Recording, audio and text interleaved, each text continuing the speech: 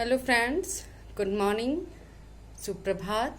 मैं doctor Anjana Singh, PG department, Kolhan university Chaibasa के इतिहास विभाग में कार्यरत हूँ।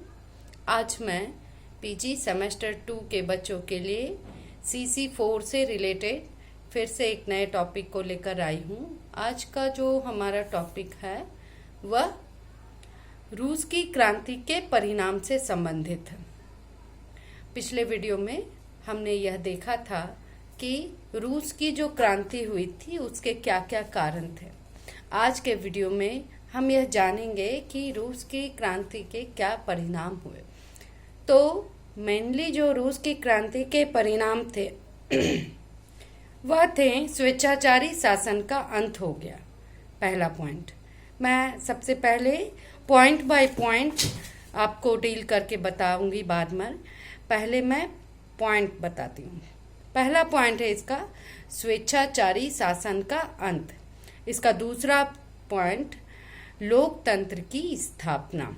तीसरा सर्वहारा वर्ग का अधिकार और सत्ता। चौथा पॉइंट है रूस के विभिन्न प्रांतों के मध्य सौहार्द में वृद्धि। पांचवा पॉइंट क्रांति ने पूंजीवाद पर घोर आघात किया।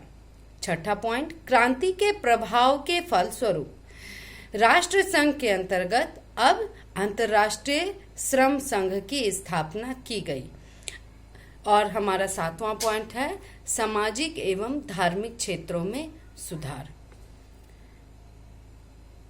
जो इसके परिणाम हुए हमने पिछले अध्याय में पढ़ा, समझा कि जो रूस की क्रांति हुई थी, यहाँ पे जो जार थे निकोलस द्वितीय, उनके शासन से लोग परेशान हो गए थे, क्योंकि उनके शासन में उनकी जो पत्नी थी जरीना, उनका विशेष हस्तक्षेप रहने लगा। और पत्नी जो थी रासपुतिन के प्रभाव में थी, जो कि रूस का एक भ्रष्ट पादरी आप कह सकते हैं, रूस का भ्रष्ट पादरी था। तो ऐसे सिचुएशन में प्रशासन में अराजकता आ गई थी। तो ये जो स्वेच्छाचारिता थी कि नहीं, मैं जो कह रहा हूँ वही होगा, प्रशासन के हर क्षेत्रों में इनका जो महत्वपूर्ण योगदान हो गया था। चाहे वो एडमिनिस्ट्रेशन डिपार्टमेंट हो, चाहे किसी भी क्षेत्र में, इन लोगों का प्रभाव बहुत ही बढ़ चुका था। तो ऐसे सिचुएशन में रूस की क्रांति के बाद स्वेच्छाचारिता की अंत हो गई। हमारा जो नेक्स्ट पॉइंट था लोकतंत्र की स्थापना। लोकतंत्र की स्थापना रूस में जब 7 मार्च 1917 को क्रांति हुई, उसके परिणाम स्वरूप अगले ही दिन रूस में एक नई सरकार, अस्थायी सरकार, जो कि सोवियत सरकार के नाम से भी हम जानते हैं, उनका गठन हुआ।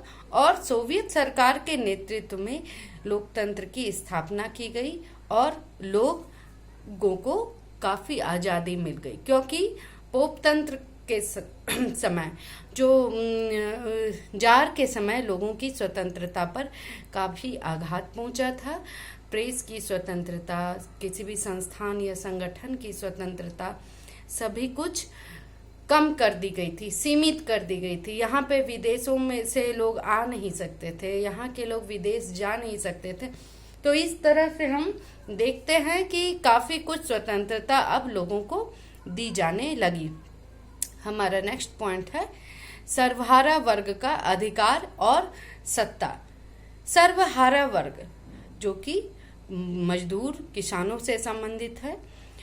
इसके पहले, रूस की क्रांति के पहले, रूस में जो किसानों और मजदूरों की, श्रमिकों की स्थिति बहुत ही दयनीय थी और उनसे काम अधिक लिया जाता था। उनके काम का कोई समय निर्धारित नहीं था कि वो कितने समय में कार्य करेंगे, उनका काम होते रहना चाहिए था। दूसरा, जो किसानों की भूमि थी वह काफी छोटी छोटी थी, जिसपे वे आधुनिक संयंत्र लगाकर खेती नहीं कर पा रहे थे। इसका रीजन यह था कि जो पूंजी थी वो इनके पास थी नहीं, और बिना पूंजी के आप नए संयंत्र खरीद नहीं सकते हैं।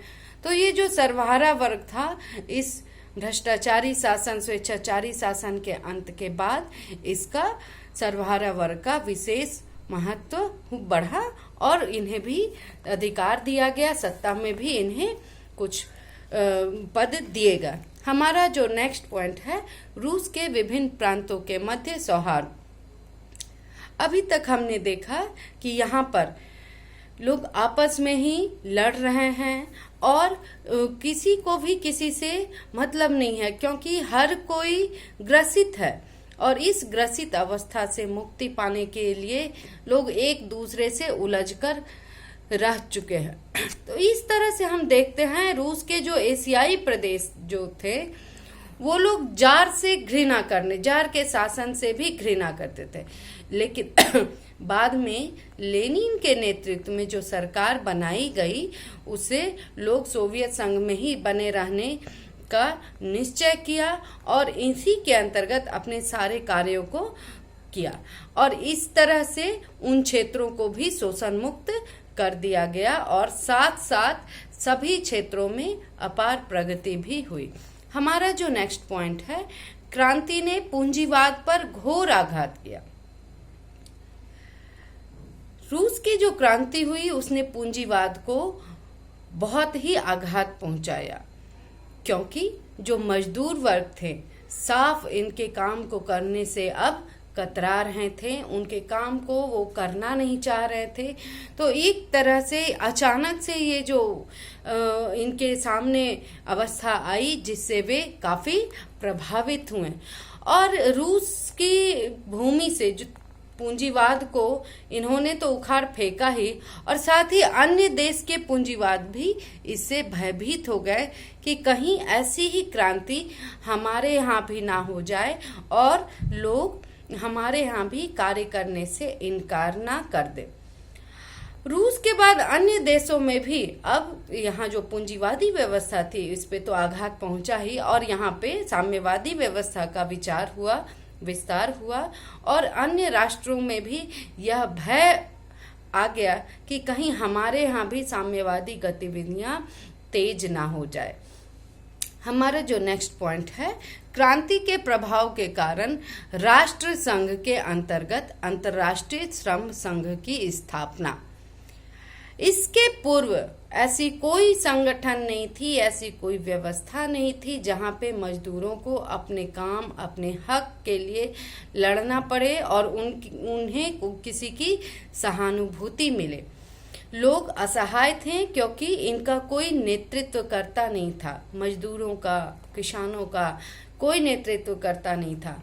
तो ऐसे सिचुएशन में राष्ट्र संघ का जो निर्माण किया गया था प्रथम विश्व युद्ध के बाद, तो उसी समय राष्ट्र संघ के अधीन एक श्रम संघ की स्थापना की गई और यही रूसी क्रांति का प्रभाव था कि प्रथम विश्व युद्ध की समाप्ति के बाद ही श्रमिकों की स्थिति में सुधार लाने के लिए इस तरह के संस्था का बनाना अत्यंत आवश्यक हो गया और प्रथम विश्व युद्ध के बाद लोगों का नजरिया भी चेंज हुआ श्रमिकों के प्रति, मजदूरों के प्रति। अब इन्हें इनके महत्व भी समझ आने लगे। जो एक समय में समाज केवल दो वर्गों में बटा हुआ था, उच्च वर्ग और निम्न वर्ग, अब समय आ गया था कि जो निम्न वर्ग में कृषक हैं, सब मजदूर हैं, अब इन्हें ये भली भांति समझ आ गया कि बिना इनके सहयोग से आपका कार्य संभव नहीं हो सकता है। और इसके लिए राष्ट्र संघ के अंतर्गत अंतर्राष्ट्रीय श्रम संगठन की स्थापना भी की गई, जो कि श्रमिकों, मजदूरों के हित में कार्य करते हैं और इसी के अंतर्गत इन्हें काफी सुख सुविधाएं भी प्रदान की जाती हैं और श्रमिकों की उन्नत अवस्था के लिए काफी कार्य किया गया। हमारा नेक्स्ट पॉइंट है सामाजिक एवं धार्मिक क्षेत्रों में सुधार। हमने यह देखा कि समाज जो है विशेषतः उच्च वर्ग के लोग काफी सुख सुविधा पूर्वक रहते थे, सुविधा वर्ग थे, और जो हमारे निम्न वर्ग के लोग थे वह सुविधा विहीन वर्ग थे। तो एक तरह से आप मान सकते हैं कि समाज मुख्य रूप से दो ही वर्ग में बटा हुआ है, सुविधा वर्ग और सुविधा विहीन वर्ग। इस तरह से सुविधा विहीन वर्ग को किसी भी क्षेत्र में कोई शांति नहीं, कोई किसी भी तरह की उन्हें सुख सुविधा की व्यवस्था नहीं, किसी तरह से ये अपनी रोजी रोटी कमा रहे हैं और खा रहे हैं।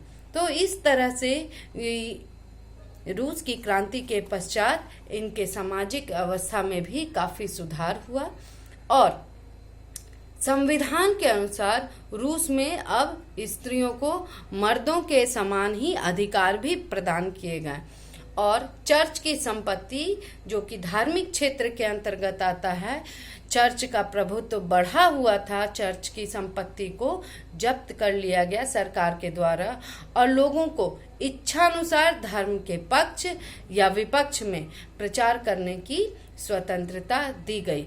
इस प्रकार हम देखते हैं कि सोवियत संघ एक धर्मनिरपेक्ष राज्य बनने की ओर चल पड़ा और हम यह पाते हैं कि रूस एक धर्मनिरपेक्ष राज्य बन गया और लोगों को यह पूर्ण रूप से स्वतंत्रता थी कि वे अपने धर्म का प्रचार प्रसार कैसे करें या ना करें। आप पूर्ण रूप से स्वतंत्र हैं कि आप कौन से धर्म को अपनाना चाहते हैं, क्योंकि इस समय रूस में भी अनेक धर्मों के लोगों का निवास हो रहा था। पान थे, स्लाव थे, इसके अलावा भी काफ़ी धर्म के लोग यहाँ रह रहे थे।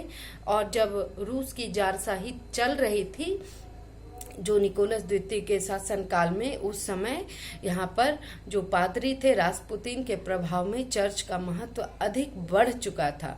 जो रासपुतीन थे, जरीना के माध्यम से प्रशासन में हस्तक्षेप के द्वारा अपनी चर्च की महत्ता को काफी अधिक बढ़ा चुके थे। तो इस तरह से हम देखते हैं कि धर्म जो है काफी रूप से यहाँ पे प्रभावित था, लेकिन प्रथम रूस की क्रांति के पश्चात इन सब का नाश हुआ और लोगों को भी समान धर्म अपनाने की स्वतंत्रता प्रदान की गई। आशा करती हूँ आपको पाठ समझ आया हो। धन्यवाद।